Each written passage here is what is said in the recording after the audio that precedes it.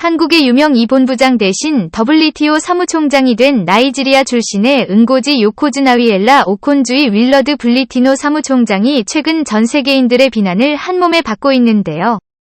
그 이유는 충격적이었습니다. 현재 WE에서도 당연히 가장 중요한 이슈는 코로나 애국 백신입니다.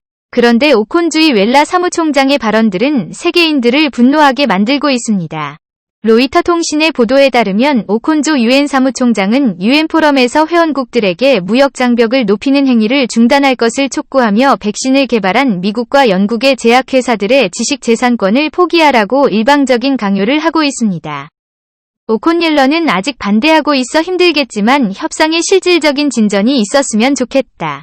시급한 일이다. 7월까지는 합의를 봤으면 한다. 생명은 소중하기 때문이다라며 이상주의적인 발언만 한 채 현실 가능한 해결책은 아무것도 내놓지 못하고 있습니다. 여기서 더 충격적인 점은 오콘즈의 웰라트 블리테오 사무총장의 주장대로 만약 미국과 영국의 제약회사들이 코로나19 백신에 대한 지식재산권을 포기한다며 가장 큰 이익을 볼 국가는 바로 중국이라는 점입니다. 현재 충격적이게도 중국은 코로나급 백신을 이용해 동남아시아를 중심으로 전 세계 개발도상국들을 상대로 엄청난 비즈니스를 진행하고 있습니다. 미국 외교 전문지 페터 디프포맷은 최근 동남아시아 국가들을 대상으로 한 여론조사에서 대부분 나라들이 중국이 전염병 대처에 가장 많은 기여를 했다. 라고 인정했지만 중국에 대한 이미지는 외려 안 좋아진 것으로 나타났다라고 보도했습니다. 네, 맞습니다. 동남아시아 국민들은 하나같이 이렇게 외치고 있습니다. 중국이 백신을 통해 뭔가를 요구하려는 것이 분명하다라며 불신이 솟아나기 시작했습니다. 중국은 지금까지 단 한 차례도 대가성 없이 무료로 다른 나라를 도와준 적이 없다 보니 이러한 의심은 너무나 당연합니다. 즉 이미 모든 개발도상국 국민들은 중국이 백신을 공짜로 공급해주는 대가로 코로나19 팬데믹이 끝나면 모든 인프라 사업 도로 항만공항 건설돼 천문학적인 금액의 투자가 필요한 국책 사업들을 모두 미국이나 한국이 아닌 중국에 맡기는 것이고 만약 그렇게 하지 않을 경우 무력을 써서라도 엄청난 응징을 할 것이 너무나 분명해 보인다는 것이죠. 이뿐만이 아닙니다. 응고지 오콘조 유별나게 WTO 사무총장으로 당선된 이후 WTO의 주요 요직들에는 중국과 일본인들로 도배가 되고 있다는 충격적인 소식이 전해졌습니다. 류태호 사무총장의 왼팔에 사무차장에는 중국 상무부 차관 출신의 장상천이 임명됐고 사무총장의 오른팔 격인 선임보좌관 자리에는 일본의 우야마 토모치카가 임명됐습니다.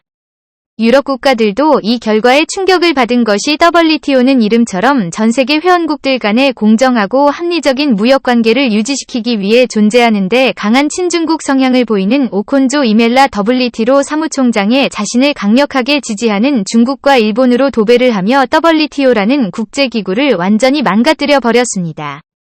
오콘주이 웰라 사무총장의 친중국 성향은 너무나도 명백하게 밝혀진 바 있는데요. 오콘조 유엘라의 국가인 나이지리아는 현재 중국의 채무의 덫에 완전히 깊숙이 빠져버린 상황입니다. 중국은 몇 년 전부터 1대1로 프로젝트를 통해 나이지리아에 엄청난 돈을 투자했는데요. 영국의 파이낸셜 타임스는 중국이 투자를 통해 나이지리아의 영향력을 확대하고 있다. 중국이 나이지리아에서 대규모 인프라 프로젝트를 시작했다.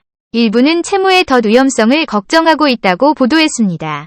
중국은 나이지리아에서 벌써 10조 원에 육박하는 돈을 쏟아부어 186조 원에 달하는 철도 노선 건설 나이지리아 세계공항의 새로운 터미널 건설 프로젝트 때 초대규모 국책 사업을 싹쓸이하고 있습니다. 만약 나중에 나이지리아 정부가 중국의 돈을 갚지 못하며 나이지리아 국민들이 공항을 이용할 때마다 자동차로 도로를 지날 때마다 나이지리아 정부가 아닌 중국의 돈을 내야 될 수도 있다는 것입니다. 이 때문에 당연히 오콘주이 벨라를 포함한 나이지리아 출신 정치인들은 중국에 절대 복종하다시피 해야 할 수밖에 없습니다. 이 때문에 WTO 사무총장 선거 기간 동안 미국은 오콘주이 웰라 후보의 비토 선언까지 하며 한국의 유명 이 후보를 강력하게 지지했던 것이지요. 게다가 현재 아무런 현실적인 대책도 없이 미국의 백신 회사들의 지식재산권을 포기하라고 강요하고 있는 오콘주이 웰러와는 달리 한국 유명 이 본부장의 능력은 전 세계로부터 극찬을 받고 있습니다.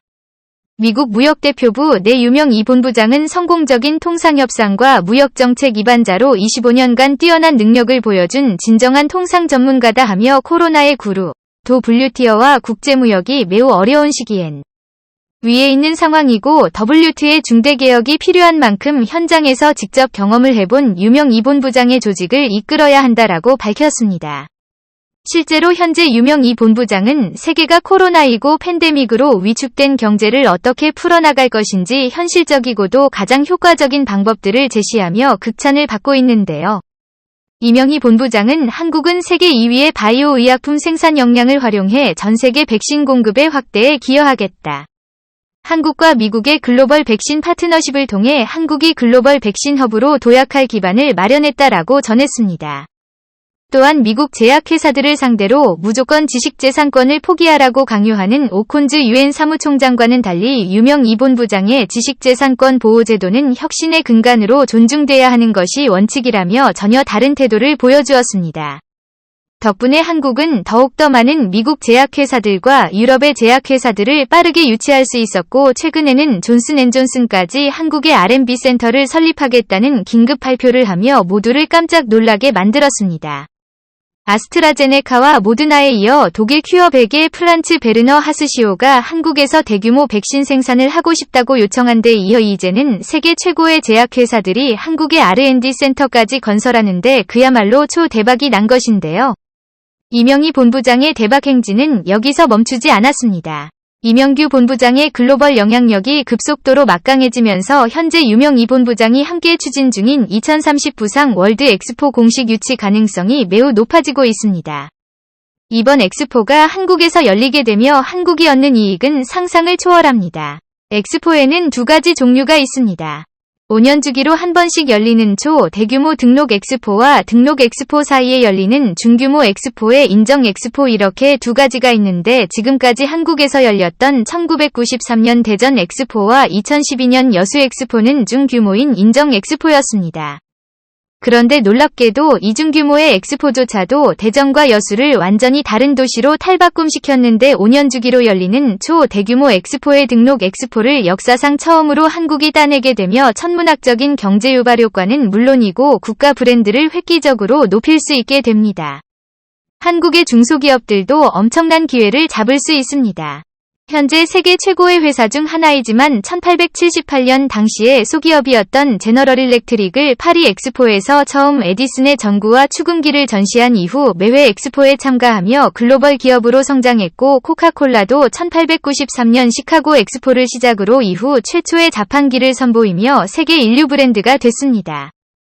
한국은 이번 2030 부상 월드 엑스포를 통해 인공지능 차세대 모빌리티 에식스 이동통신 등의 4차 산업혁명 분야에서 한국이 세계 최고이며 전 세계인들이 한 번도 보지 못한 초연결 미래사회를 공개할 예정입니다. 오늘도 감사합니다. 최고로 멋진 하루 보내시길 바랄게요.